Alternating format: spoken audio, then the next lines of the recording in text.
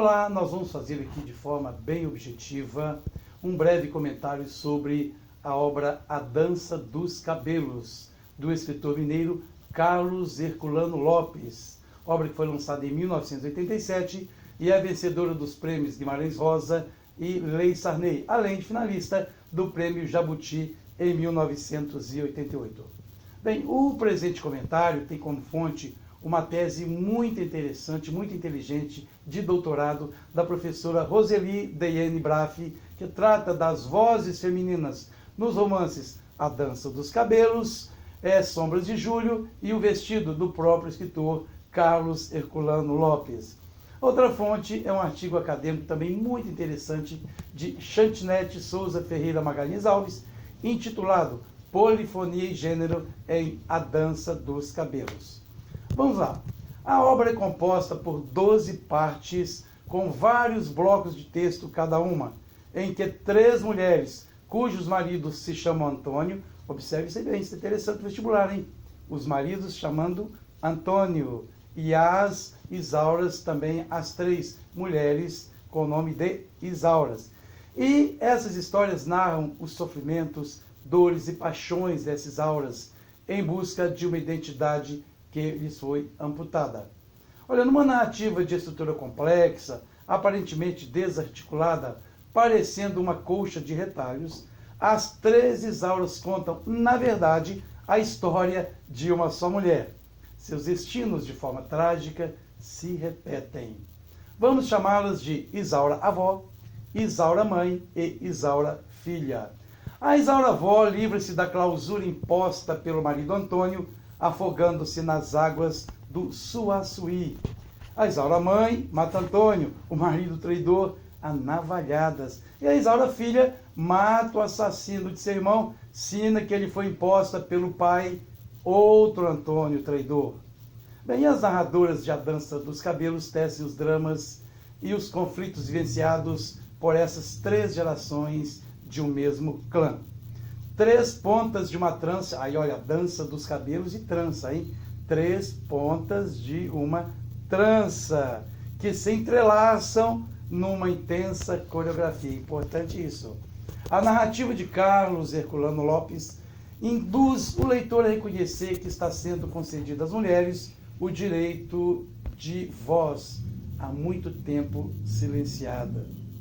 Bem, a iniciadora do clã, portanto, a Isaura avó, ainda jovem, relata, agora como protagonista, o dia em que sua família foi massacrada por Antônio, um bando de jagunços, esse Antônio, um bando de jagunços, restando apenas essa Isaura avó para contar a história. Observe o relato da protagonista referindo-se a um certo momento da invasão. Ele mandou que eu chegasse mais perto, me ajoelhasse a seus pés e beijasse suas mãos. Pois daqui para frente você será minha. Olha aí a presença do discurso indireto. Interessante também, viu? A obra é cheia de discurso indireto. Bem, a nossa protagonista cospe na cara desse Antônio. E aí o leitor já pode imaginar. E continua, olha, lhe bateu em Isaura com terrível violência, e ela teve que obedecer às ordens dele. Ela continua o relato.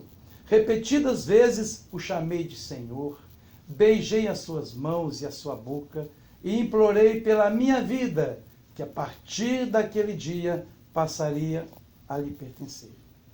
Olha, e trancada num quarto, sozinha, durante muito tempo, porém vigiada sem trégua pelos capangas desse Antônio, Isaura, a avó, tecia peneiras enquanto curava as feridas deixadas em seu corpo por esse Antônio. Vingança. Essa a palavra-chave que norteava toda a ação de Isaura, avó, até o fim dos seus dias. E das 3 Isauras, a voz da avó é a que mostra aquela que menos se pronuncia. O leitor precisa ficar se organizando, através dos recortes do discurso indireto e indireto livre, do qual já falei, presentes nas vozes das outras Isauras, para compreender o percurso narrativo dessa antepassada. Mais tarde, após viver muitos anos ao lado desse algoz que a estuprou, com quem teve 14 filhos. Olha que sina. Isaura, a avó, é chamada ao quarto onde Antônio já agonizava, mas queria falar com ela. Embora não explícito, o texto expõe lacunas das quais podemos ver que Isaura não cedeu ao pedido do marido organizante. Ao contrário, o sofrimento de Antônio trouxe conforto ao coração dela. Também puderam, né? Bem, Isaura, a avó, preservou o seu mutismo, bordando e tricotando sozinha entre as 4 paredes do quarto, até se atirar nas águas do rio Suaçuí. Essa foi a sua vingança. Bem, e a Isaura mãe?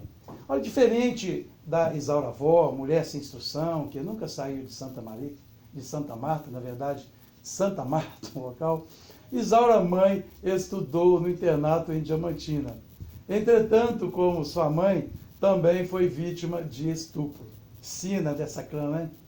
Aos 10 anos, quando ela retornava de um passeio, foi surpreendida por um rapaz moreno que usava um chapéu de couro e que, saindo assim detrás das pedras, abusou dela, quer dizer, estupro na Isaura avó e também na Isaura mãe. A Isaura mãe, caçula dos 14 filhos, é a personagem cuja voz ocupa a maior parte da narrativa. Interessante isso aí, hein? Isaura mãe, maior parte da narrativa ocupada por ela. Bem, seu discurso tenso e vigoroso, quase ofegante, embaralha histórias do presente às da memória num tovelinho ininterrupto. Com o consentimento do pai, casou-se com Antônio, que é o segundo Antônio, hein? Rapaz calado, mas muito bonito, porém com a certeza de que não encontraria a felicidade. O comportamento estranho de Isaura, filha, angustia e quase enlouquece essa Isaura mãe, que é solitária porque Antônio viajava muito, presencia cenas perversas e repugnantes da sua filha. Olha, veja esta, por exemplo, olha.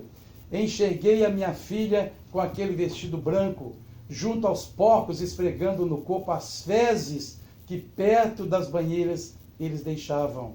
Não consegui conter um grito quando vi que Isaura, além de se esfregar, também levava à boca a comida, aquelas imundícies. Terrível, né? As imundícies transformadas em comida para ela. A Isaura mãe ficou louca, não é? A maior parte dos relatos da Isaura mãe compõe-se de imagens recorrentes, como água, tempestade, enchente, seca, relâmpago, corredeira, elementos da natureza, bem como de febres, assassinatos, matança cruel de animais, suicídios. No entanto, essa narradora intercala as desgraças que presenciou ou das quais foi vítima, pequenas histórias curiosas, contadas por um parente ou algum conhecido, o que abranda em alguns momentos sua trajetória de dor e sofrimento. E olha, importante, hein? As histórias das 3 mulheres se superpõem, como numa trança. Outra imagem recorrente na narrativa, em que as identidades vão surgindo aos pedaços, compondo labirintos e personagens esfaceladas, construídas por fragmentos de memória. Observe, por exemplo, essa passagem envolvendo Antônio e a Isaura mãe. Eu não quero você, Isaura, te rejeito, eu não gosto, nunca gostei de você, que jamais me completou como homem e que simplesmente isto não basta. Rezou e abriu as pernas, essa Isaura neste momento. Terrível, né? E deu um murro no espelho e os cacos se espalharam pelo chão e diz ela, eu me vi refletida em todos eles. A imagem de Isaura mãe refletida nos cacos do espelho reforça a estrutura circular e fragmentada da narrativa. Para Isaura mãe, o prazer solitário é a primeira solução encontrada durante a longa ausência de Antônio. Sim, diferentemente de Isaura avó, que apesar de ter parido 14 filhos, nunca em sua narrativa sequer sugeriu a possibilidade de ter prazer sexual, Isaura mãe necessita disso e encontra esse prazer em uma relação delicada com Marcela, ex-bailarina e agora fazendeira. Veja que história terrível, né? Muitos anos depois da partida de Antônio, depois que eles fizeram uma longa viagem, sonhada há anos, Isaura mãe, agora uma mulher diferente, relata à filha o dia em que Antônio, esfarrapado, doente, sem dinheiro, voltou pedindo seu perdão. você me perdoa, Isaurita? Eu preciso da sua ajuda, quero ficar aqui e envelhecer a seu lado. Na linguagem de hoje, ela teria dito, ah, tá, viu? Como esposa dedicada, cuidou das feridas do marido, cozinhou delícias para ele, fez perguntas sobre viagem, mesmo sabendo que as respostas eram todas mentirosas. Vale lembrar que Isaura mãe é a última das 14 filhas, né, dos 14 rebentos de Isaura avó. Olha, nós estamos no século XX. A esfera do espaço privado, a fazenda, era reservado sempre à mulher e aos filhos que viviam sob o poder do pater famílias. Antônio, empreendendo inúmeras e longas viagens para tratar dos negócios de sua candidatura a deputado, reproduz a ideia de que o homem se destina ao espaço público. A mulher compete o quê? Procriar. Inclusive, é essa a finalidade sexual destinada à mulher naquele período histórico, viu? O relacionamento sexual que o segundo Antônio mantém com Isaura mãe é esse aí, que há séculos predominou nas famílias burguesas. Pior, o prazer sexual do marido nem seria com a esposa, mas com as prostitutas nos bordéis. Outro traço característico da Isaura mãe é o temperamento explosivo e violento presente na memória dela, que acumula ódio, mas se submetia. Fui repelida aos empurrões, ao tentar dar um abraço nele enquanto ele falava. E outra passagem, aos gritos e alheio ao frio e ao mal-estar que eu sentia, obrigou-me a sair de camisola para rachar lenha. Covardia, né, gente? Pois ele queria tomar café. Eita, Antônio, terrível. Embora Isaura tenha parado o marido nessa viagem que retoma a fazenda depois de longa viagem, maltrapilho, doente, sem dinheiro, pedindo perdão a ela, Isaurita, depois de uma noite de vinho e amor, sabe o que acontece? Ela o mata a golpes de navalha e destila, enfim, o seu ódio, há tanto tempo aprisionado, consumando a sua vingança. E a Isaura filha? Bom, o comportamento melancólico, às vezes perverso, às vezes estranho, que teve na infância, relatado pela Isaura mãe, levou essa Isaura filha ao internato, de onde voltava à casa materna apenas em época de férias. A voz da Isaura filha, marcada por uma tristeza vaga e persistente, manifesta as raízes de uma menina que era criada pelos cantos da casa e maltratada pela mãe, inclusive. Das 3 protagonistas, Isaura filha é a única que não foi de forma alguma estuprada. As outras foram abusadas, hein? A única que escolheu Antônio como amante e parceiro de suas tristes confidências, dentre as quais a lembrança do irmão Ricardo, assassinado e ninguém sabe por quê. Quer dizer, essa pelo menos escolheu o seu Antônio, né? Bem atormentada por pesadelos, Isaura filha transforma-se numa pessoa fria e calada, percebendo que revive nela aos poucos a mulher que tinha sido sua avó, restando-lhe a mania de fazer tranças. Olha aí a dança dos cabelos, hein? Dança dos cabelos com tranças. A Isaura filha sempre desfaz suas tranças semelhantes a Isaura avó e a Isaura mãe, que quando relatam suas experiências sexuais com homem ou com uma mulher, mencionam o desmanchar de suas tranças. Importante essa passagem, viu? E a Isaura filha tem a consciência de que dentro dela ressoam os mistérios e segredos da mãe e da avó, das quais não consegue se livrar. Essa terceira Isaura é agente da escrita, importante também, é agente da escrita desta obra, hein? Transforma-se em repositório da memória familiar. Diz, olha, e com os olhos em outros horizontes, penso em minha mãe e em minha avó, que também aqui com certeza já estiveram. Cada uma dentro de seu mundo.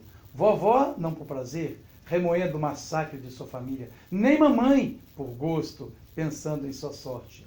E diferente das outras Isauras, a Isaura filha, que é a Isaura neta, na verdade, né, é a única que parece ter livre-arbítrio. Afirma não querer de forma alguma ser herdeira das mesmas cicatrizes, mas tem consciência de que dentro dela ressoam os mistérios e segredos da mãe e da avó, das quais não consegue se livrar.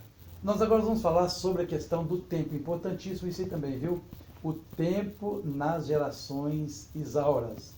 Olha, o tempo do discurso é sempre um momento presente em que cada um relata a outro interlocutor aquilo que vive e onde viveu, as suas lembranças, embora de maneira anacrônica, ou seja, sem a definição certa do tempo. É isso que acontece neste romance. O tempo da história não apresenta uma delimitação temporal totalmente explícita em A Dança dos Cabelos. Assim, conforme Bruno, nós podemos observar o seguinte, olha, devido às pistas, essa fala de Bruno, contextuais, é possível presumir-se aproximadamente o momento sócio-histórico em que as personagens protagonistas das 3 gerações se inserem. Isaura avó e seu marido Dono situam-se na segunda metade do século XIX. Isaura mãe e seu marido infiel entre as últimas décadas do século XIX também, e as primeiras do século XX. Bem, e a Isaura filha e seu parceiro na metade do século XX. Conclusão, olha, a obra é simples assim. 3 Isauras de um mesmo clã dialogam com 3 Antônios, ficando como se fossem teias de perversidade, sofrimento e dor, né, no universo patriarcal já decadente, graças a Deus, hein? Os fios dos cabelos, como os fios dos bordados ou dos teares longos e soltos, atrelados quase sempre ao feminino, dizem respeito igualmente à estrutura do romance. A história das Isauras, paulatinamente, elas vão tomando forma e vão se compondo em trincadas redes assim, de memórias, amarrando ou trançando os fios que selam o destino dessas 3 protagonistas. Cada história e cada Isaura são estranhamente parecidas com a outra, mas absolutamente distintas também. Segundo Bueno, as figuras que mostram o entrelaçamento das Isauras também revelam a tessitura da narrativa, muito interessante, muito inteligente, em Carlos Herculano Lopes, né? O bordado, o tricô, o cezido, a peneira, a trança, o espelho partido. Não é? E tem uma sequência linear dos acontecimentos dessa obra, torna-se o livro, na verdade, um livro de histórias de um enigma, cujas peças se encaixam, desencaixam, exigindo que o leitor construa ele próprio a história das 3 gerações de mulheres. São retalhos, por assim dizer, costurados, entrelaçados, resultando no fim as histórias de As 3 Isauras, histórias memorialistas da saga dessas 3 mulheres chamadas Isaura. Bem, se você quiser mais informações sobre essa obra, né, nós temos também a venda do livro pelo nosso site www.cursoopção.com.br e também nós temos ali à disposição mais comentários sobre essa obra, com também alguns exercícios. Mais informações sobre tudo isso aí, como eu disse, www.cursoopção.com.br. E se você gostou, dá um like aí, não é? Um abraço e até a próxima.